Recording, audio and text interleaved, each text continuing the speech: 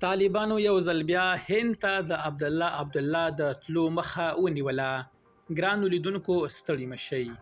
یوه باوري سرچینه وایي چې طالبانو یو ځل بیا هند ته د عبدالله مخنیوی کړی دی.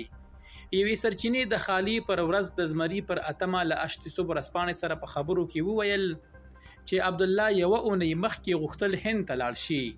د سرچینې په خبره عبدالله د الوتکې ټیکټ هم پیرلی و، خو طالبانو هند ته د هغه د تلو مخه نیولې ده.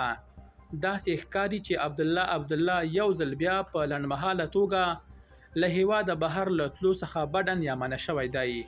عبدالله له دې وړاندې یو ځل هند ته د تګ پرېښه لرلې وه. نوموړي هغه مهال هند ته د خپل یون موخه له خپلې کورنۍ سره لیده کاته بللي وو. درنو لیدونکو له ملتیا مو مننه.